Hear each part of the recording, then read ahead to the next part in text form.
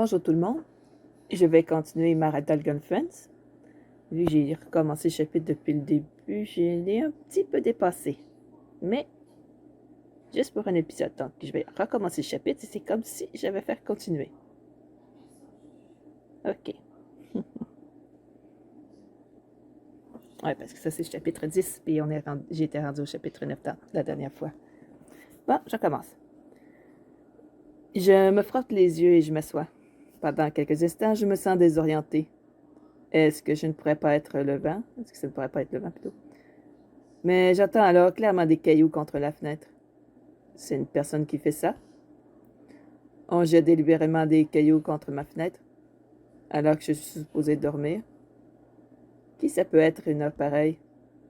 Je me sens pousser une poussée d'adrénaline en me dirigeant vers la fenêtre. J'avance à pas lents et prudents, m'assurant de ne pas faire trop de bruit. Encore quelques cailloux contre ma fenêtre. Mon cœur bat plus vite tandis que je regarde en bas. Et je pousse un cri. Zoé? Elle ressemble à une fille étincelante sous les rayons de lune. Son sourire effronté ajoute bien attendu à son éclat.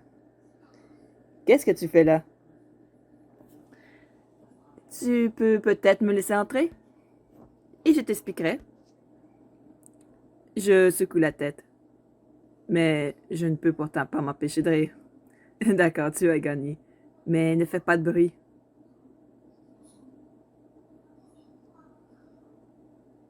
Je descends sur la pointe des pieds et je lui ouvre. Salut. J'espère que ma technique un peu conventionnelle ne te dérange pas. Tu pourrais m'attirer des gros ennuis, tu sais. Ma mère a des heures de travail de folie. Je jette un coup d'œil par-dessus mon épaule. On dirait qu'elle n'est pas à la maison. Ne t'en fais pas, je ne ferai pas de bruit. Qu'est-ce que je dis? Marche sur la pointe des pieds. Et ne dis pas un mot. Joël lève les yeux au ciel. C'est toi qui n'arrêtes pas de parler. Je suis sûre que je vais m'en sortir. Je la laisse entrer et je l'entraîne rapidement vers ma chambre. Alors, qu'est-ce qui te vaut le plaisir de ta visite? Zoé pouffe. Est-ce qu'une fille n'a pas le droit de rendre visite à un ami de temps en temps? Au beau milieu de la nuit, de façon clandestine? Où veux-tu en venir? Qu'est-ce que je dis?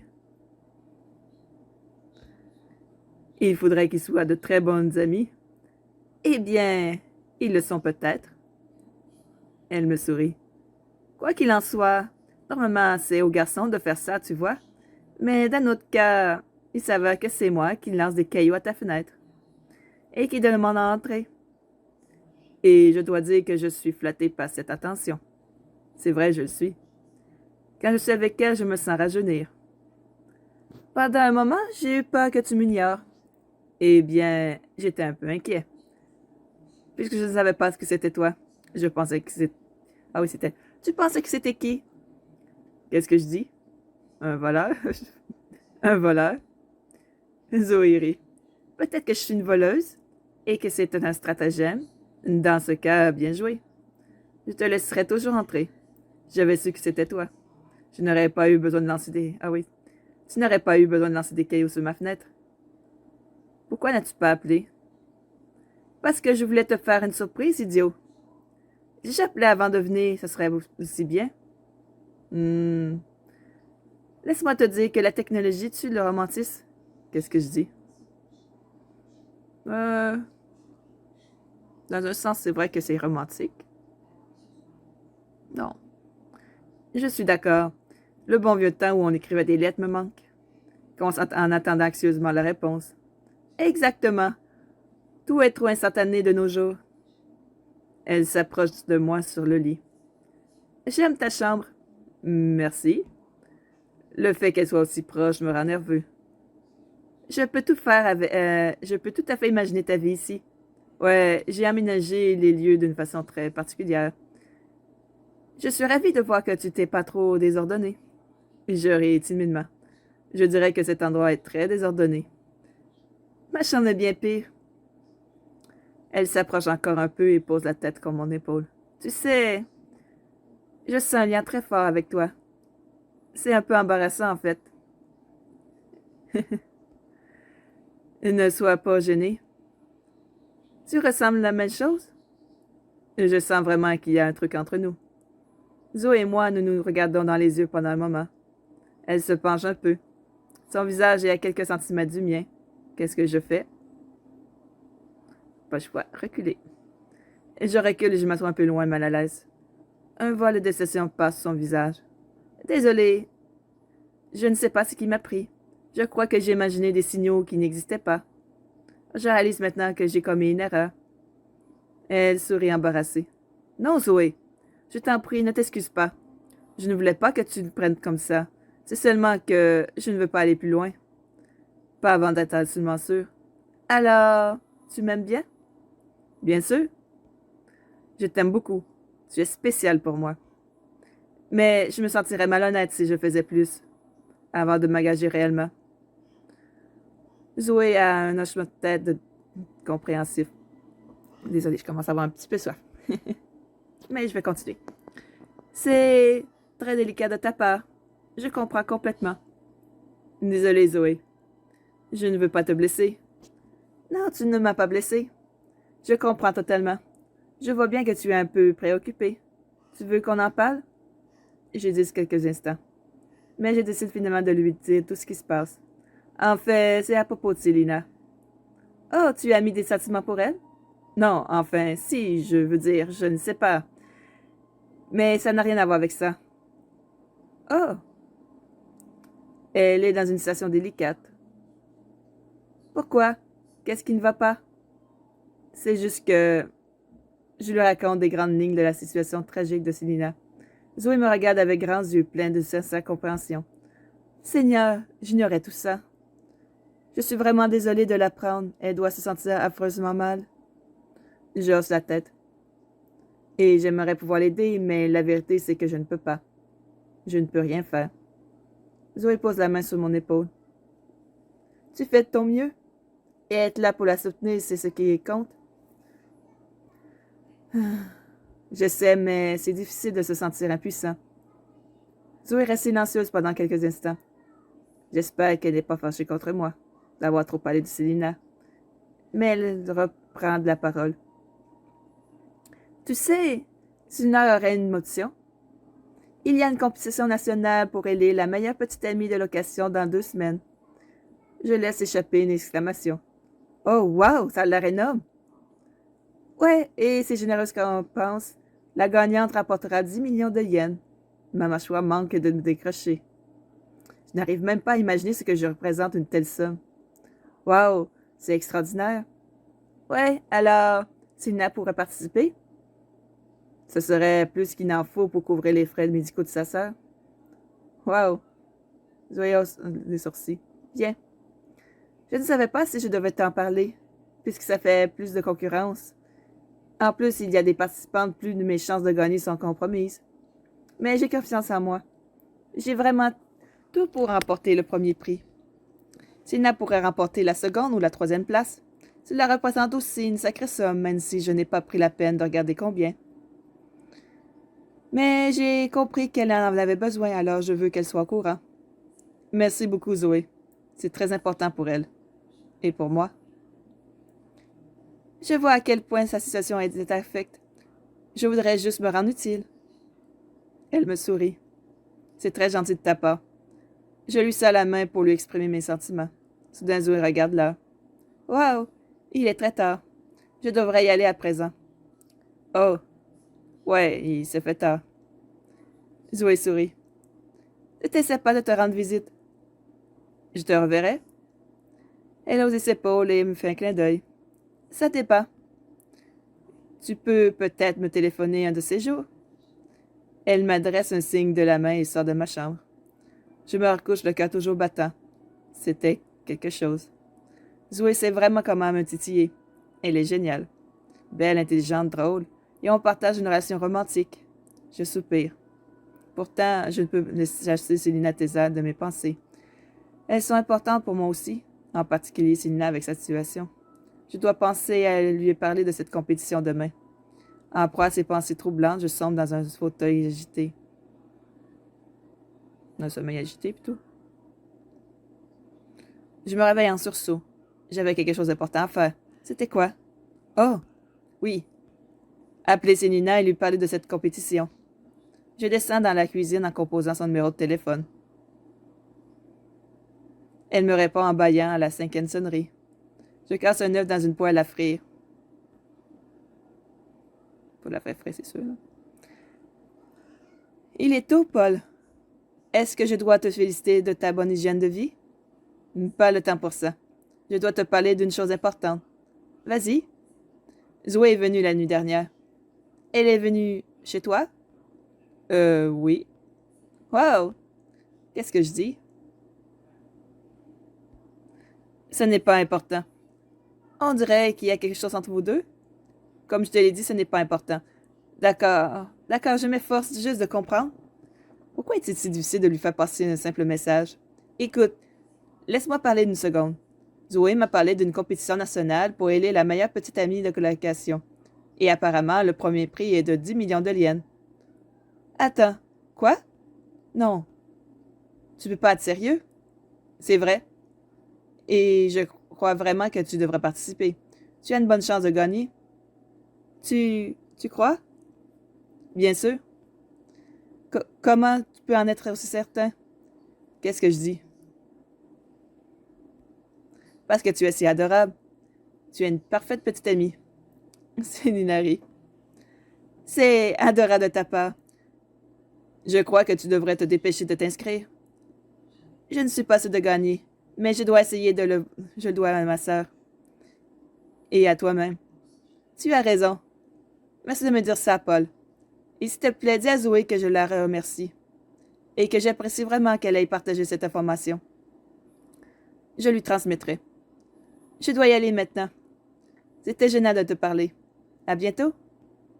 À bientôt, Célina. Nous nous raccrochons. Eh bien, voilà une bonne chose de faite. Je finis rapidement de manger les œufs brouillés que je me suis préparés. C'est dans mon téléphone pip. Un texto. De Tessa. Salut Paul, je pensais à toi. Dis-moi si tu veux qu'on déjeune ensemble. Je suis saisie de culpabilité. Je me sens mal de dissimuler des informations à Tessa, même si Zoé m'a seulement dit de le dire à Célina. Elle ne m'a pas dit d'en parler à personne non plus. Je dois être honnête avec Tessa. Sans quoi elle serait vraiment peinée. Alors je lui réponds. Salut Tessa, j'adorerais qu'on se voit. On se retrouve à la pizzeria? Bien sûr, rendez-vous à 30 minutes. Dans 30 minutes plutôt. Je me dépêche de préparer et je me dirige vers la pizzeria. J'attends installée à une table. Tessa n'a que quelques minutes de retard. Elle entre aussi radieuse qu'à son habitude et j'installe juste en face de moi. Son sublime sourire me réchauffe le cœur. Paul, comment vas-tu? Je vais bien, toi? Très bien. Juste un rendez-vous difficile dernièrement. Oh non, je suis désolée. Les risques du métier. Elle agite la main pour y lutter. Ce n'est rien. Je voulais seulement avoir un raccord sympa pour me remonter le moral. Comme le nôtre? Comme le nôtre. C'est elle qui dit ça.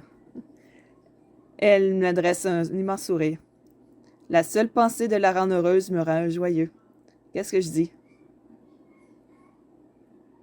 C'est toujours un plaisir d'être avec toi. Tessa se moque de moi. Ne sois pas aussi formelle avec moi, Paul. On se connaît depuis des années. Nous sommes amis avant tout. D'accord, Tessa. Alors, j'ai une chose à te dire. Oh, dis-moi. J'ai parlé à Zoé la nuit dernière. Vraiment? Elle ne dit plus rien. Je devrais peut-être pas lui en dire plus. Ce n'est pas ce que tu crois. Hmm. Quoi qu'il en soit, j'aimerais que tu commences à m'écouter. Elle m'a parlé de cette compétition nationale des petites amies de location. Tessa se penche vers moi avec intérêt. Dont le prix est 10 millions de liens. Tessa laisse échapper un cri. C'est incroyable! C'est la vérité. Qui a autant d'argent? Et ce sera tout pour la gagnante? D'après déduction des impôts, je suppose. Oui, c'est sûr, parce qu'il faut bien il faut bien que les gouvernements récupèrent un peu d'impôts sur les prix de ce genre. Même, wow! Il est impossible que je gagne. Ce n'est pas vrai. Vraiment? Qu'est-ce qui te dit de... Attends, je recommence. Vraiment? Qu'est-ce qui te dit... Non, c'est pas ça. Je recommence encore une dernière fois. Vraiment? Qu'est-ce qui te fait dire ça? Qu'est-ce que je dis? J'ai commencé à avoir soif.